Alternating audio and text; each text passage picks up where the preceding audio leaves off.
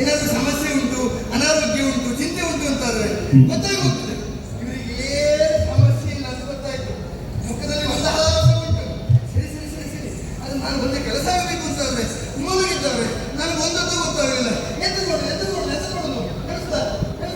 ಎಪ್ಪಿಸಲು ಕೋಪಿಸಲು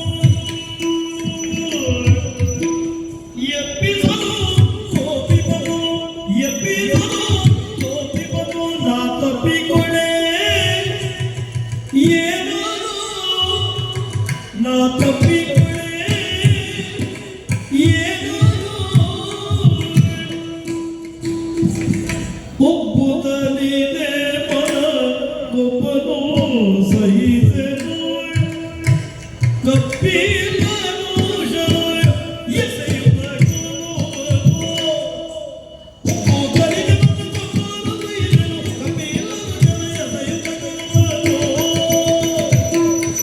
ಒಬ್ಬುತ್ತಲಿದೆ ಮನ ಗೊಬ್ಬನು ಸಹಿಸನು ಕಪ್ಪಿಲ್ಲನು ಶಯ ಎಸೆಯುವುದು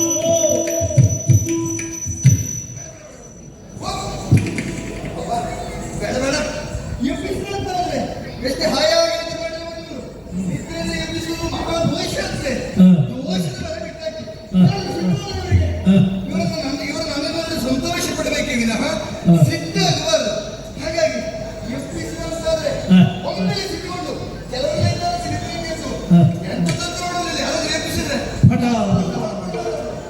ಹಾಗೇನಾದ್ರೂ ಆದ್ರೆ ಬೇಡ ಬೇಡ ಬೇಡ. ಅವ್ರು ನನ್ನ ಪ್ರಥಮ ನೋಡುವಾಗಲೇ ನಾನು ತಿಂದೆ ಅಂತಾದ್ರೆ ಮತ್ತೆ ತಗೊಂಡು ಹಾಗಾದ್ರೆ ಎಬ್ಬಿಸಿದ್ರೆ ಹಾಗೆ ಮೊದಲು ಹೋಗಿ ತಪ್ಪಿಕೊಳ್ಳಿ ತಪ್ಪಿಕೊಳ್ಳಬೇಕಾಗುವುದಿಲ್ಲ.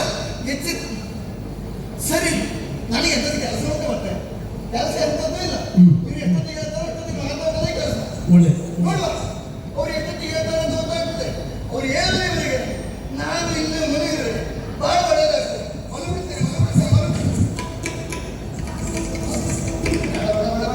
ನೋಡಿ ಇದು ಅಪ್ಪೆ ಬಿಡ್ತದ ಹಾಗೆ ಉಂಟು. ಮೊದಲಿನಾಗಿಲ್ಲ ಅದು ಅದು ಒಂದು ಮಣಿ ಬಿಟ್ಟು ಅಂತದ್ದು ಒಂದು ತಿಂಗಳು ಊಟ ನನ್ನ ಅಪ್ಪ. ಹಾಗಾಗಿ ಇದನ್ನ ಏನಾದರೂ ಮಾಡಿ ತೆಗೆದಿಟ್ಟು ನೋಡಿ. ಇಲ್ಲ ಸರಿ ಎಲ್ಲ ತೆಗೆದಿಟ್ಟು ಏನಾದರೂ ತೆಗೆದಿಟ್ಟು ಆಮೇಲೆ ಮಾಡ್ತೇನೆ.